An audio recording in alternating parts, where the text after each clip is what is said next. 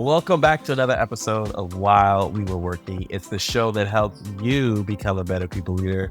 Why? Because we empower people who empower people at work. This episode is going to be a great one that you don't want to miss. We're going to have some fun talking about dress codes in an unlikely workplace. And we're going to talk about something that we've all wondered, and that's about does work from home mean work from anywhere? And if not, what are some of the parameters that we need to pay attention to? So we've got a great episode.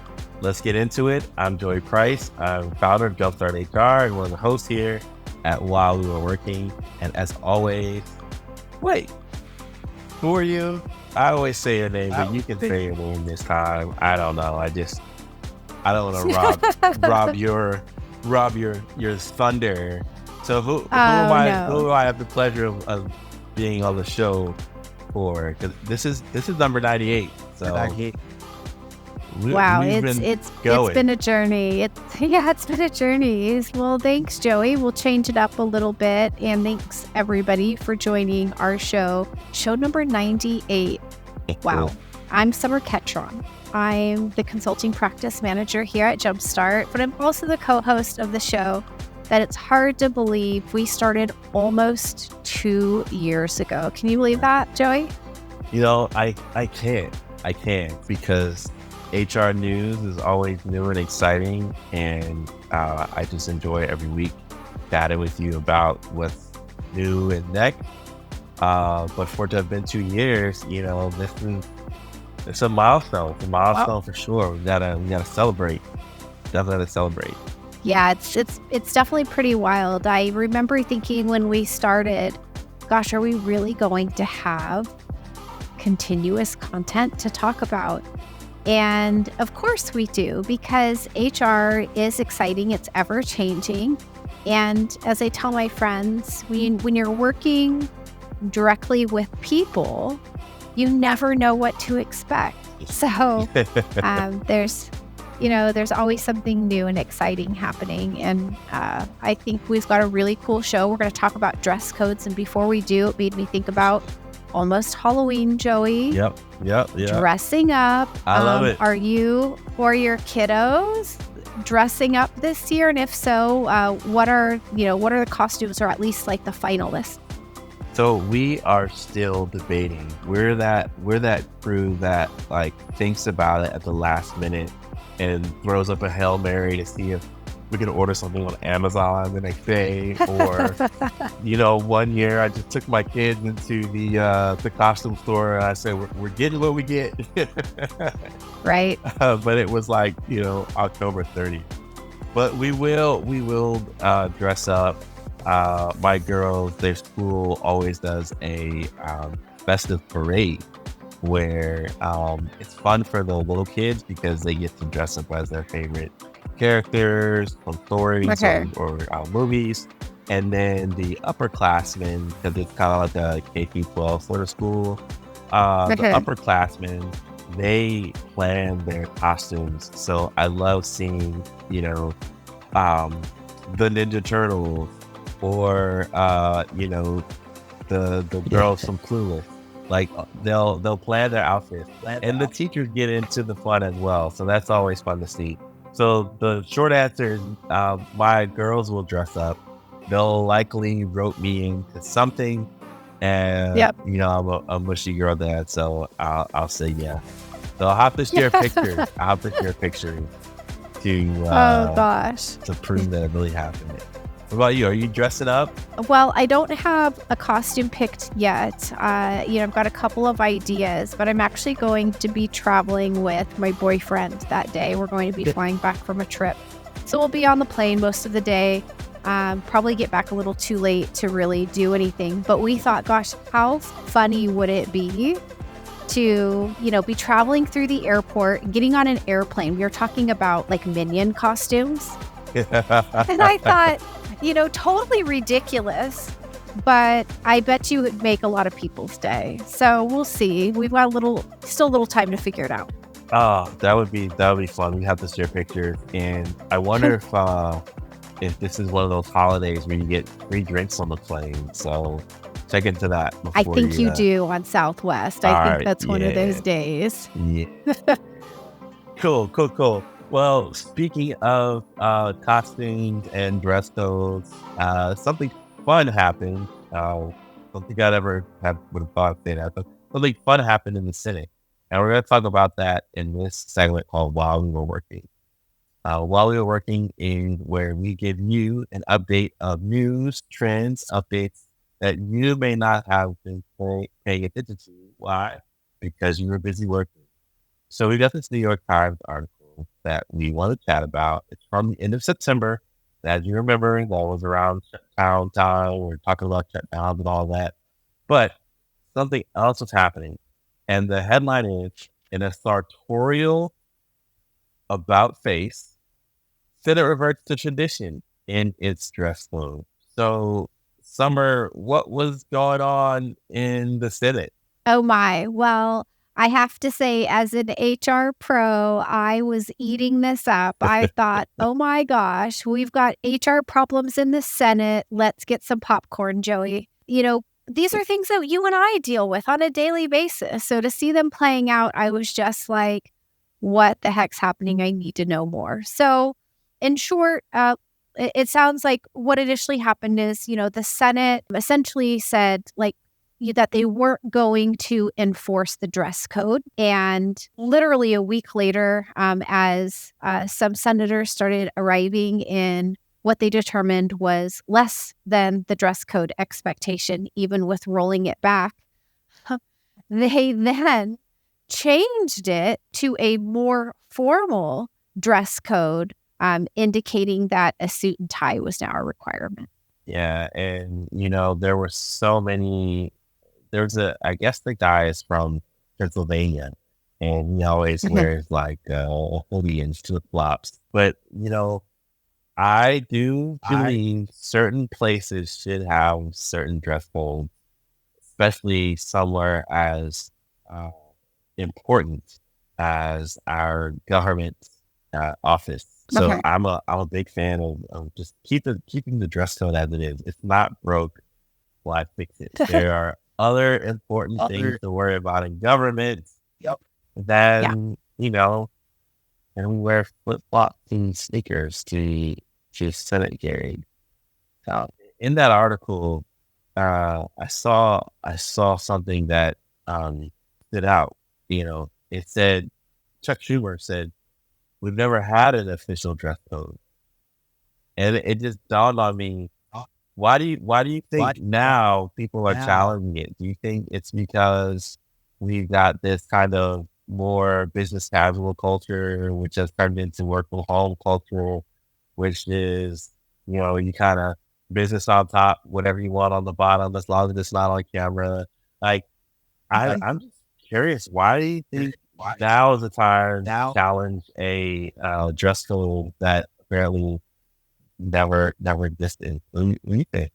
Gosh, I don't know. I think, I could make some guesses, but I wish I knew. I think it does have to do with some of what you were saying earlier. I think there's just been such a shift across many workforces who are work from home that, there's this updated dress code. And I think that as individuals are starting to return to the office, organizations are trying to find ways to compromise, right, to entice them to come back to the office or revisiting their dress codes as a result.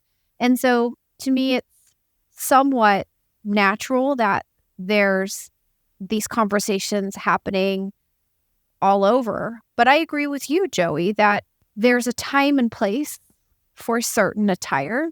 And, I saw this play out probably about 15 years ago. I was working at an organization that had business casual attire, but you were not allowed to wear jeans. And I remember when the VP of HR at that time got the dress code changed to allow individuals to wear jeans first just on Fridays. Oh my gosh, everybody was so excited because they got kind of a break from their formal attire. Yeah. Mind you, at this organization, we were not client facing. So we were really dressing up for each other. And as time passed and individuals were able to show that they could operate within this revised relaxed dress code responsibly, it was then changed to you can wear jeans every day. Right. To then it evolved to not really specifying what you could wear, but really making it about like exercising good judgment. And, that it was going to be a fairly loose dress code so long as folks didn't abuse it. So I think this has evolved. Yeah. It makes sense to me that there's, like the Senate is looking to revisit theirs, but I think it just went too far. I think so too. And, you kind of alluded to it when you mentioned your company dress code situation. Dress codes are usually there to guide, how I say it's like the least responsible or the most edgy, or, there's a number of reasons why you can like not want to be a dress code. But it's always interesting when law or policy in less important things like dress code are there because there's one or two or three people who live out on the fringes. Yeah. And it was the 1, 2, or 3 folks in the Senate on the fringes that made them reconsider and say, let's reel this back in. It makes me think about that company that I was telling you about, Joey, when they relaxed the dress code. I was a manager, so I did feel like it was my responsibility to kind of set the standard for what was appropriate. And I remember one day I was like, okay, I had those like tall, furry Ugg boots. And I was like, man, I know these are casual, but they're so comfortable. I'm not going to see anybody, like they're clean. And I was like, I'm going to wear them. And the team started to wear theirs, which was great because they were super happy. And I remember the president of the company at the time, he despised them. He just thought they didn't belong in the office, but yet they didn't not meet the dress code. So I remember every time I'd wear them, I'd kind of walk by and I'd wave and I'd smile at him, like tell him good day. And he'd be like shaking his head like, can't believe it. I can't believe you're wearing those. But, where I'm going with this story is, we kind of tied it into these conversations and changes happening at the Senate. But I think they're great lessons learned for all organizations to really be thinking about, do they have a dress code? Why does it exist? Is the reason that it was originally created still current? And is it in need of some updating? And I think it's worth looking at because with so much changing, as we just discussed, and kind of the new casual, I do think that there's room for some organizations to look at what would be acceptable. I mean, did you ever think that you'd be having business calls, Joey, with the same folks that were probably in suit and ties, and they're now in maybe just like a nice clean t-shirt? That is becoming more normal. And I think, I think when it comes down to it, especially with like work from home interruptions, I think there's a lot more just forgiveness, a little more grace for, what happens when it comes to attire and or, working from home and interruptions and such. So I think they all just kind of play into each other. Yeah, I agree. I mean, and you made an interesting point about sort of the evolution of what business casual means, because I remember when business casual meant, still a collared shirt, still dress shoes. Maybe instead of, your suit pants, you were wearing khaki. Yeah. But now, I call it the Zuckerbergification of, dress code, where business casual can mean, a nice t-shirt, a blazer on top, jeans, and some clean sneakers. And I belong to this club here in the city. And I always say, gotta relax the dress code because if Mark Zuckerberg came in here, you won't gonna turn him away. So, yeah. I mean, I think our culture has loosened up a bit, and I think it could be worth it to take a look at your old dress code from a strategic standpoint and say, hey, how does our dress code help us carry out our values, help us create a place that people want to work at, whether that means to lean into your dress code and be proud of it, or to loosen it up a bit, or maybe, change the game there. We're happy to help you in that conversation, which it may sound simple, it may sound trivial, but if you do it right, you'll really see some strategic benefits from how you're adjusting your dress code. So reach out to us over at Jumpstart website, jumpstart-hr.com, and you can schedule a 30-minute executive call, or you can get a block of prepaid hours and chat with us to hear best practices of dress codes, maybe roll out a dress code policy, and have us guide you all along the way. So, yeah, that's what I have to say about that. I want to help. I want to help you pay attention to this, because if the Senate is paying attention to it, I think you have to pay attention to it. Yeah, definitely unexpected, but created some interesting things for us to talk about. But I know we have another cool, interesting topic to talk about. Are you ready for it? Yeah, let's go for it. Let's jump into it.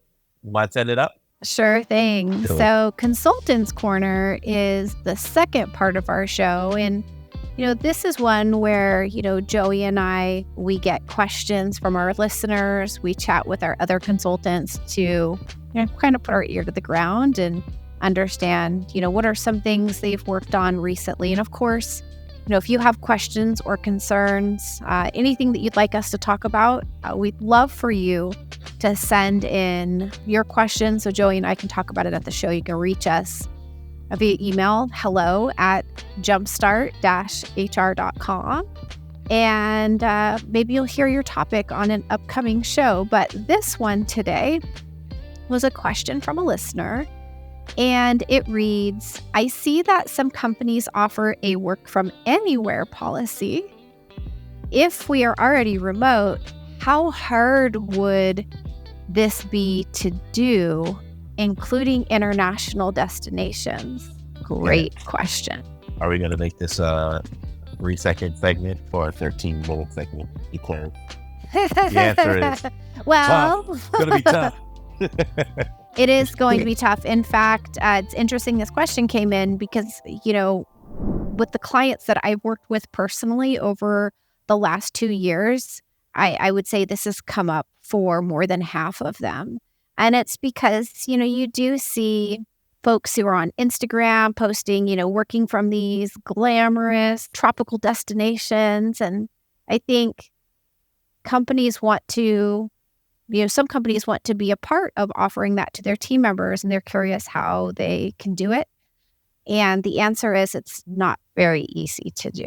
Yeah, there's so much thought, and there's so many decisions that need to be made, from things that are super practical to things that are more legislative. I think about, the fact that our income is taxed, and someone stays in an area for an extended amount of time. That number is generally different place to place, but let's just say 3 months or 6 months, in a different place, then they are considered having residence, and residents pay taxes because you are a resident and you benefit from the amenities of living in that area. So, you got to think about taxes. You also have to think about healthcare. You think about healthcare and whether or not you have plans that cover support. I remember I was looking at a super wealthy law firm, boutique wealthy law firm, and one of the perks was helicopter evacuation. So if you were ill out of the country, right? So care first. I don't think it works in China or in the Dominican or in Germany. And so you got to think about, do your plan, does your insurance cover employee safety and health? Those are some things that come up right away, but somewhere I know there's a kind of little things that you've been thinking about on it. So what do you think? There is, Joey, and you've touched on some of them. I think the first one that always comes to mind for me is compliance as a whole, right? So you spoke a little bit about taxes. And what I have found is that the requirements for US workers in these countries, they vary wildly. There's not just a couple different like rules that you have to understand and follow. So first, I think the company would need to commit to hiring an expert in all of the requirements to have an employee there. And in many cases, when you have an employee who is working out of the country, we're talking about work visas, and it may even require that as a business that you register your business just like you would in any new state here, but you register the business and you become an expert in all of that country's labor laws. Okay. And you're expected to have policies that are in compliance with their labor laws. So if you think about, say you've got 50 employees and maybe they're working in 50 different countries, you now have 50 different sets of labor laws that you have to become an expert in, not to mention all of the, business filings and tax considerations. And, while it may sound like, well, like once you figured out it's not that big deal. But again, I kind of come back, Joey, to like most countries handle it differently than one another. So it's just not volume. It's truly having to understand each one on a case by case basis. And that's just simply, it's more work than most smaller companies can handle. Yeah. It's it can be a lot. We work with a company. It was actually a nonprofit, and one of their employees that they wanted to retain was a spouse to a partner in the military, and they were stationed overseas. And so we had to put our heads together of how we're going to make this happen. We had to look at how long was the transfer, what ways could we pay the employee, legally. And now there are some good companies out there now that can handle the payroll component of it, but that's just one piece. That's absolutely just one piece. If we had an accountant on here, they'd probably tell us things like, sales tax, things of that nature, where you have employees versus where you don't. But it's a long, it's a lot to think about. We didn't even touch on cybersecurity, and when you write these plans for cybersecurity, the expectation is that somebody's working from their house. But if someone's at an Airbnb in some unknown location and the Wi-Fi is at risk and you're not using a VPN, then your company information can be stolen. Which probably brings up another piece about like actually training your employees of how to work away from their home, right? Things like having a VPN, making sure your devices are password protected, putting on two-factor authorization when you can. Like there's so many things that go into it that I wouldn't necessarily endorse for work from anywhere policy. Obviously if somebody's on vacation and they want to check in, like sure, so be it, but not like a permanent following little Bali. And that's it. Yeah, I think that's great advice. I have seen larger companies do this. And I think, if you are a larger company, then obviously you have a bigger budget and larger resources to be able to hire the experts and professionals to spend the time on all of these compliance considerations that Joey and I were talking about. And when I do hear of individuals, like I know a family friend who moved to Portugal. They are, very U.S. worker friendly.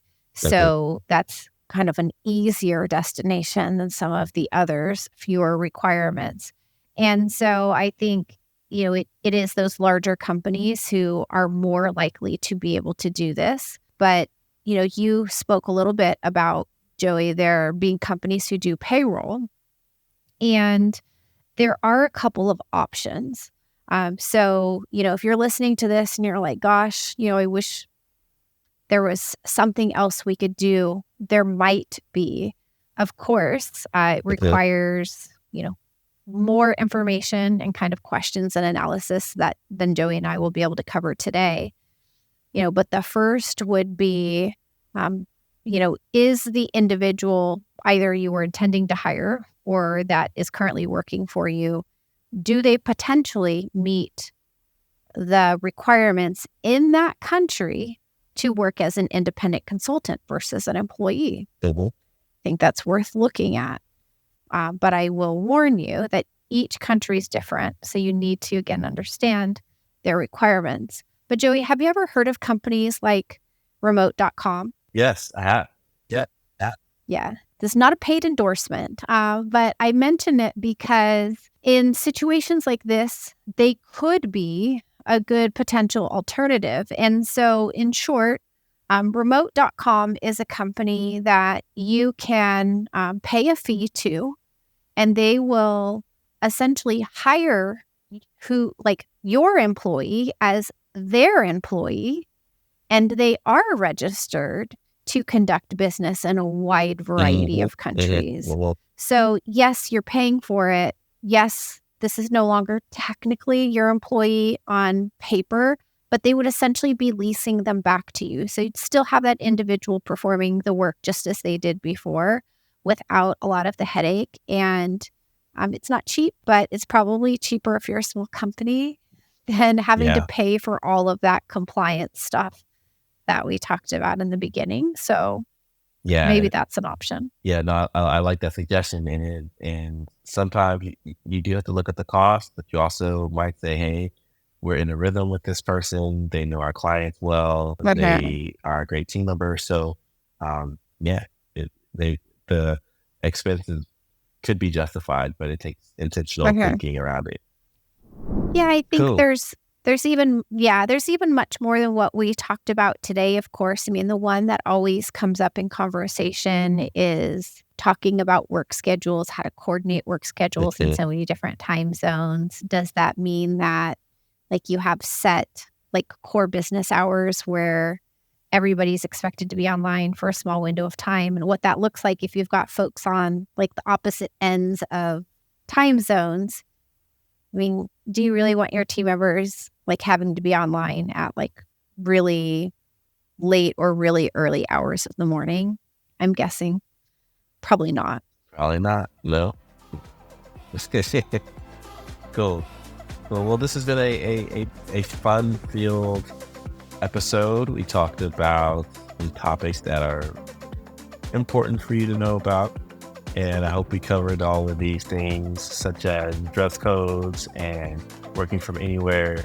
And you feel a bit smarter in your ability to lead your team. So without further ado, I hope you have a great rest of your week, and check our growing catalog of episodes, whether it be on podcast or YouTube. And we'll see you next week. Thanks, everyone.